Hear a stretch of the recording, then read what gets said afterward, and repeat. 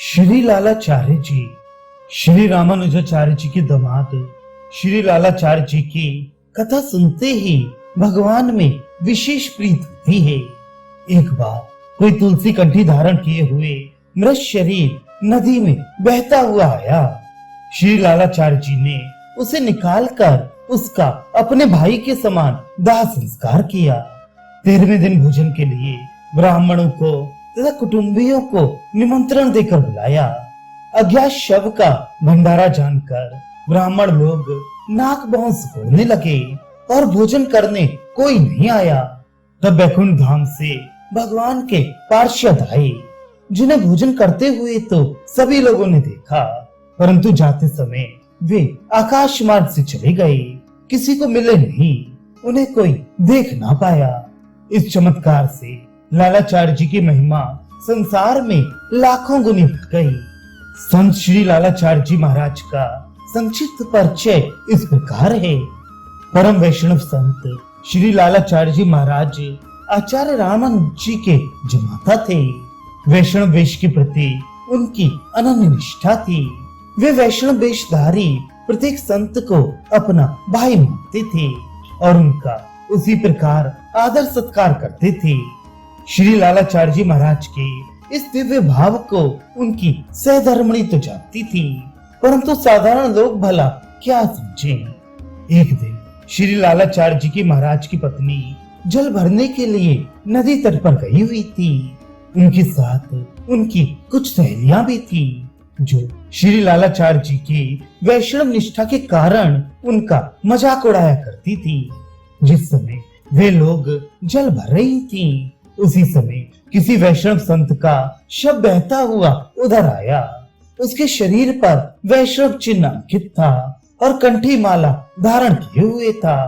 सहेलियों ने व्यंग्य करते हुए कहा, इन्हें देखकर ठीक से पहचान लो, तुम्हारे जेठ हैं या देवर। ये कहकर खिलखिलाती हुई चल दी। पत्नी ने घर आकर श्री लालाचार्य जी से ये बात बताई। सुनकर श्री लालाचार्य जी करुण क्रंदन करने लगे। अंत में ये सोचकर अपने मन को शांत किया कि मेरे ये भाई भगवत भक्त थे, वैष्णव संत थे, अतः इन्हें भगवत धाम की प्राप्ति हुई है। तत्पश्चात उनका शव प्राप्त कर अंतिम क्रिया करने के उद्देश्य से वे नदी के किनारे आए और विधि विधान पूर्वक उनकी क्रिया की।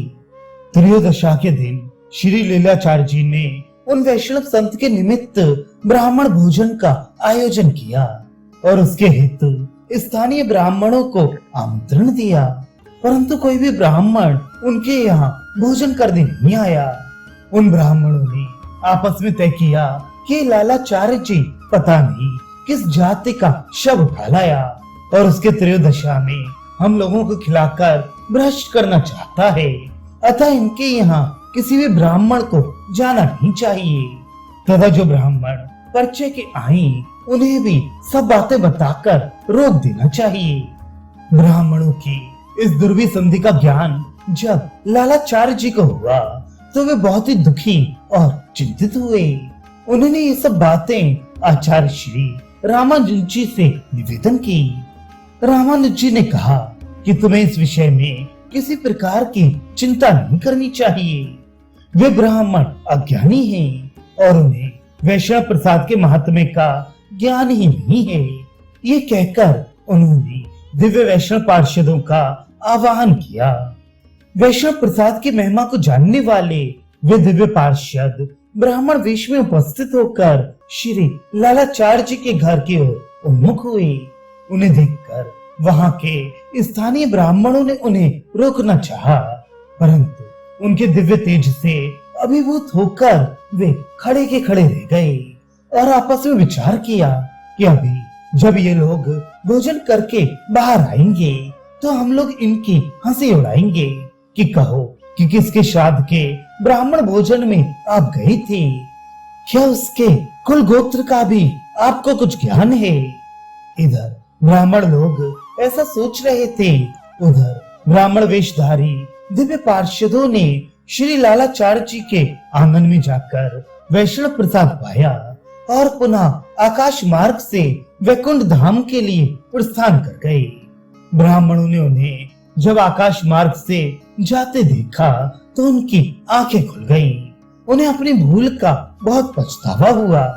वे लोग आकर श्री लालाचार्य जी महाराज के चरणों में गिर पड़े और क्षमा मांगते हुए रोने लगे।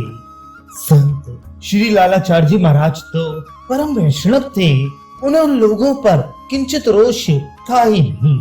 वे बोले, आप सब ब्राह्मण हैं, इस प्रकार कहकर मुझे लज्जित ना करें। आप सबकी कृपा से मुझे आज दिव्य वैष्णव पार्षदों के दर्शन हुए, अतः मैं तो स्वयं आपका कृतज्ञ हूँ। ब्राह्मणों को अब श्री लालाचार्य जी के साधुत्व और सिद्धत्व में रंच मात्र भी संदेह न रह गया। उन सब ने श्री लालाचार्य जी के यहाँ आकर भगवत प्रसाद के रूप में पृथ्वी पर गिरे हुए अन्न कणों को बीन बीन कर खाया और आनंद मग्न हो गए।